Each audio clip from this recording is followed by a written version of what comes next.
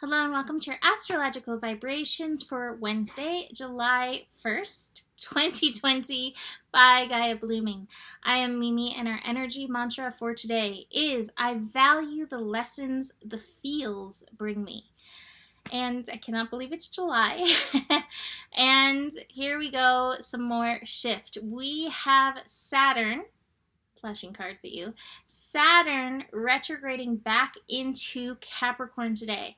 So for the next several months, all the way through December 17th, we will have Saturn in Capricorn, and it will be retrograde till about the end of September.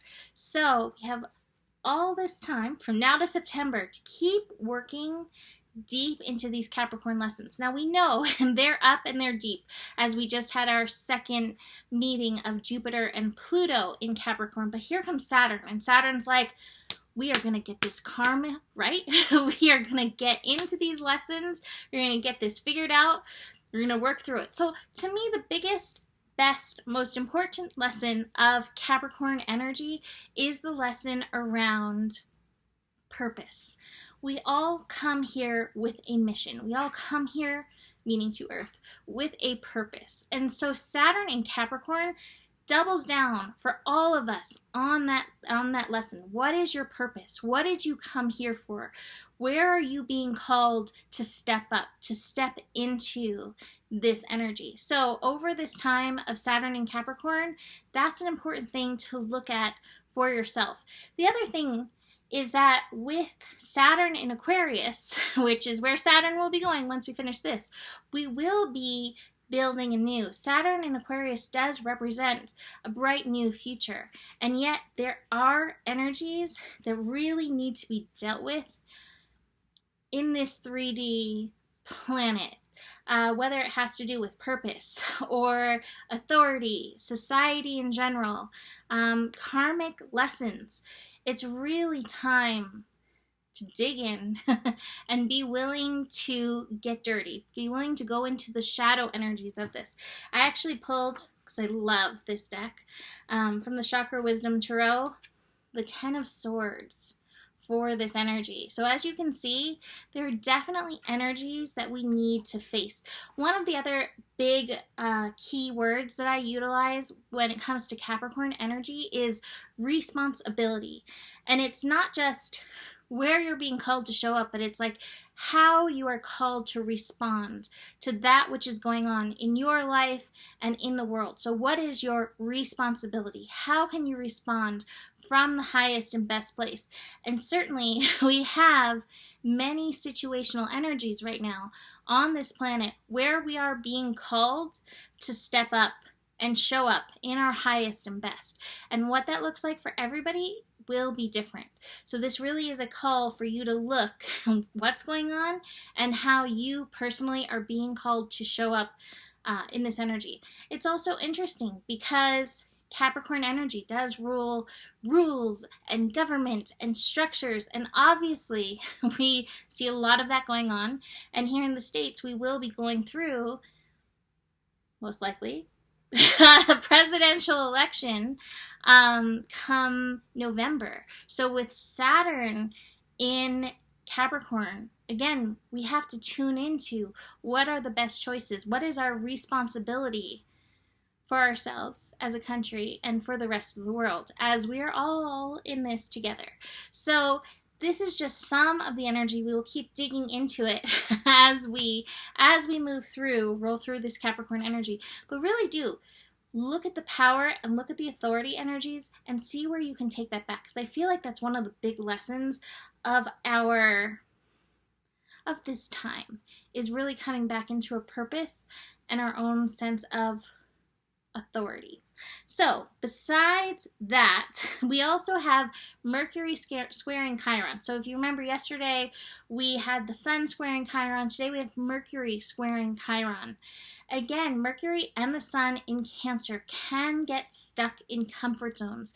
And Chiron in Aries is over there like being, you got to be true to yourself. It's not going to always be comfortable. You got to be true to yourself. Where are you called to act? Where are you called to stand up and say what you have to say? At the same time, Chiron in Aries is like, I'm going to just keep moving and grooving. And Cancer energy, Mercury in Cancer and the Sun in Cancer are like, it's okay to slow down, feel the feels, allow them to be processed. So you may find resistance in both of those areas, but both energies have their importance at this time. Chiron will be going retrograde soon, so we'll be digging deeper into that I am energy, but it's definitely up as well with Mars. Mars hanging out in Aries. Besides that, we have the moon finishing up in Scorpio today. The moon making several connections. Moon connecting to Neptune, Jupiter, Pluto, and Saturn, all before shifting into Sagittarius. Moon trine Neptune. It's actually like some strong grand trine vibes as all of the water signs are activated. So utilizing your intuition, and that's so important with the Mars and Aries energy, to let your intuition guide you how you are being called to move before just either reacting or acting without tuning into that intuition. So Sun, I would say Sun and Mercury connecting to that Neptune energy. What is your intuition telling you? Also, dreams may be interesting. They may be very processing things that you may not have emotionally processed, so do be aware of that. Moon connecting to Jupiter, Pluto, and Saturn in Capricorn. Again, tuning in on that root chakra level to your authority, to your personal sense of power, to knowing you're right. As a human being, you came here as a child of the universe, just as everybody else does and is. So you have a right to your power, you have a right to your authority, you have a right to your autonomy, you have a right to your sovereignty. And that's a really strong feeling that's coming through with this astro energy. So kind of rooting through your root chakra into the earth, knowing that power. But that being said, you may find it challenged in this energy. Moon shifting into Sagittarius. That'll be 6:21 p.m. It's so funny because the moon will be connecting to Saturn at 6:20 p.m. and then 1 minute later it's like, bye, that was enough. Into Sagittarius. Moon in Sagittarius, aligning your feelings with optimism, with realizing it's okay to think on the bright side. It's okay to think that things are going to turn out okay, because they will. So we really do have this interesting balance of like the willingness to go there, the willingness to look at this, the Ten of Swords kind of energy. And yet at the same time, the willingness to be like, okay, there's that to face. And yet there is this bright future, this vision that I know is happening, that I'm feeding into. So it's good balance. Utilizing both of those energies. Moon in Sagittarius actually connecting to Mars. You may feel late in the evening a burst of energy, a burst of creativity, a desire to finally play or have fun, or even, where is it? Go on an adventure. Moon and Mars can get impatient though, so if you can't find that, like, or have that, what is it? Can't think what the right word is. Automatic pleasure granted, which is not the right word, but instant pleasure, basically. If you can't receive that, you may find yourself getting a little impatient and again being impulsive. When fire signs meet, there's a lot of impulsive energy. I tell you this as a double fire sign myself, with a double fire sign himself. Very impulsive. So be aware of that impulsive energy and see how can you bring on the fun without not listening to your intuition. Speaking of intuition, inner voice, high on the list as we go through these energies and process these emotional things. That being said, I do want to read part of this. And again, this isn't the whole picture. This is just a piece of the picture. The Ten of Swords. Recovery from unavoidable defeat. 2020 could feel that way to some extent. It's been rough, right? So The Nine of Swords indicated emotional devastation in the second chakra. And here in the third chakra, the winter of despair is slowly melting. Rejoining life may feel overwhelming, but healing has begun. The chakra message, the depth of sorrow, is never as great as the love felt.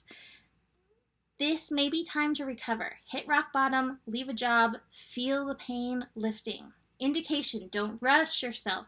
It's more important to allow yourself to be than to force a plan when you may not really want to move on yet. Keywords, liberation, collapse, overkill, exhaustion, depression, obsessive thoughts, but also rebuilding, comeback, trusting your gut, and feeling cornered. It's an interesting combination of things. Meditation, be proud of the depth of pain, for this also expands the capacity for joy. You did the greatest of all things. You took a risk. Soon you can go further and wider than you ever thought possible. Write down and meditate on all your great qualities. The contemplation, if you had the courage to make a stand for your new direction, would your life look like you were free and autonomous? Autonomous goes so hand in hand with mastering these Capricorn energies.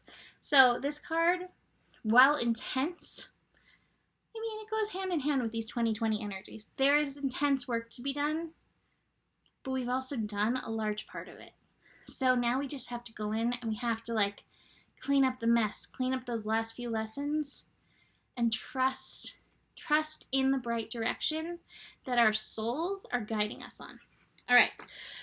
Whew. So that is it for today. You can book a reading with me. Email me, mimiclark@gmail.com. Besides that, the better it gets, the better it gets. There's more than enough love in the world for you. You have the power, and stay curious. Namaste.